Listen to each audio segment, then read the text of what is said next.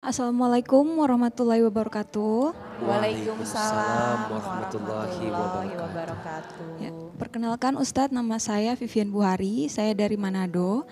Jadi saya itu sebelumnya sudah pernah berumah tangga. Saya menikah di bulan Maret tahun 2023.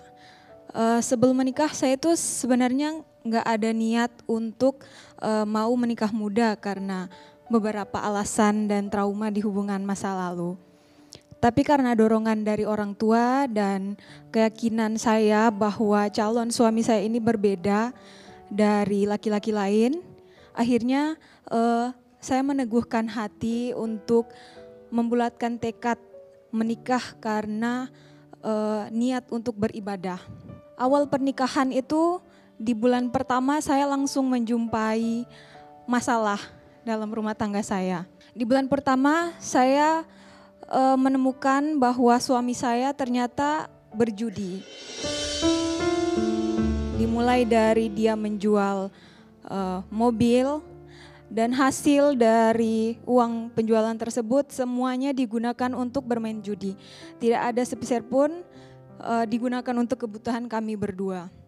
Di bulan keempat pernikahan saya, itu saya diselingkuhi dengan salah satu teman kantornya yang kebetulan perempuan itu juga masih kerabat atau teman yang saya kenal gitu.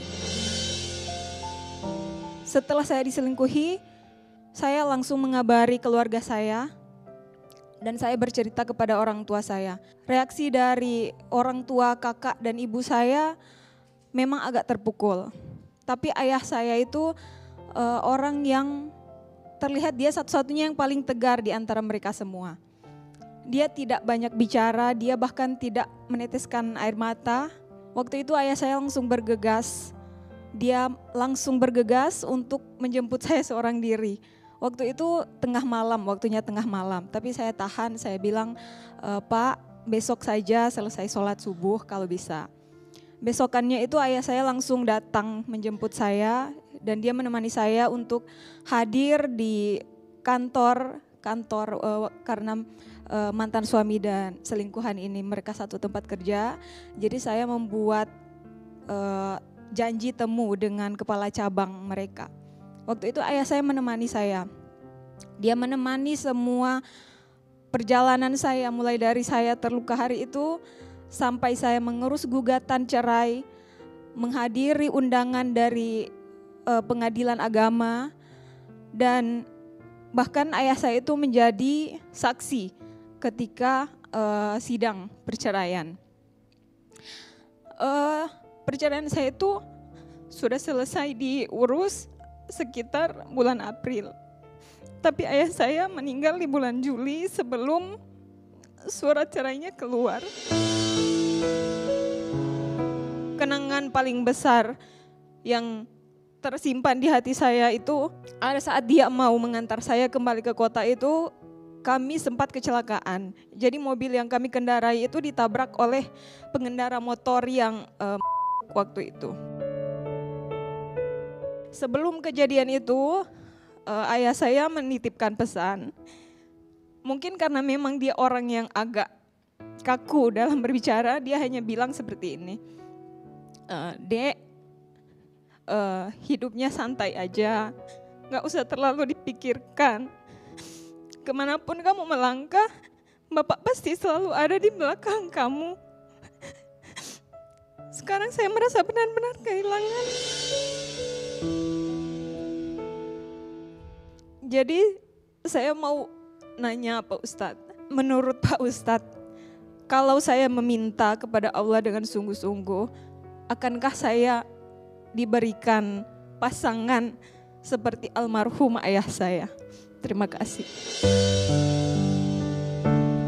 Cinta pertama anak perempuan itu ada pada sosok ayahnya. Maka juga jangan kaget. Yang paling patah hati pertama kali ketika anak perempuan itu menikah, biasanya adalah ayahnya. Dan ayah selalu berharap ketika anak perempuannya bertemu dengan sosok laki-laki yang kemudian menjadi pasangannya, dia berharap anak laki-laki ini punya sikap sebagaimana ayah mencintai anak perempuannya. Maka mohon maaf ya untuk semua para suami, calon suami, ketika engkau melakukan ijab kabul dalam pernikahan, ketika ayah daripada istrimu mengatakan saya nikahkan engkau dengan putri kesayanganku bernama ini dengan mas kawin ini dibayar tunai, maka saat kita mengambil janji dari situ, sesungguhnya kita sedang mengambil tanggung jawab yang besar yang berpindah dari ayah kepada suaminya. Maka ketika engkau menyakiti hati istrimu, sesungguhnya engkau menyakiti hati keluarga, menyakiti kami para ayah, menyakiti kami yang hadir di situ. Bahkan lebih dari itu, melanggar janji suci kepada siapa? Allah Subhanahu wa ta'ala. Tentu tidak mudah bagi Mbak Vin dan semua anak perempuan yang kehilangan sosok ayah. Apalagi jika ayahnya adalah ayah yang baik. Jika ayahnya adalah ayah yang teladan, tentu ini adalah sesuatu yang harus punya hati yang lapang untuk melewati semuanya. Yang kedua, tidak ada yang salah kalau kita berharap punya pasangan seperti ayah kita yang baik. Malah kita harus seperti itu. Dan secara psikologis, mohon izin ya, anak perempuan yang dekat dengan ayahnya atau tumbuh dalam kebaikan ayahnya, ketika nanti dia dewasa, dia akan pintar memilih siapa orang yang akan datang dalam hidupnya. Dan termasuk para ayah, jaga jika engkau punya anak perempuan.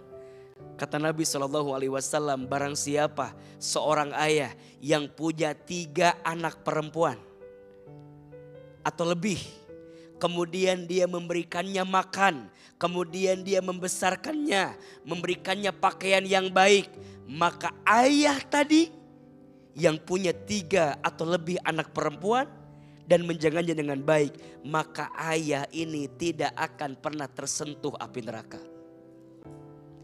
Allah akan jaga dirinya dari segala keburukannya dan Allah siapkan surga untuknya. Bahkan mohon maaf, tidak akan ada pemisah yang mengantarkan kepada ayah tersebut kecuali surga balasannya. Dan teruslah berdoa kepada Allah. Wa idza sa'alaka ibadi anni fa inni qarib ujibu da'watad da'i idza da'an falyastajibu li wal yu'minu bi la'allahum yarsudun. Dan apabila engkau bertanya di mana Allah itu, maka katakanlah Allah itu dekat, sangat dekat. Ayah mungkin pergi meninggalkanmu, tapi Allah tidak pernah meninggalkanmu. Engkau mungkin dikecewakan oleh suamimu, tapi sesungguhnya Allah tidak akan pernah mengecewakanmu. Semoga ayah kita yang telah kembali kepada Allah, Allah lapangkan alam kuburnya. Allah terima iman Islamnya, Allah ampuni dosanya. Dan semoga kuburnya Allah jadikan raudhah min riyadil jannah. Amin ya rabbal alamin.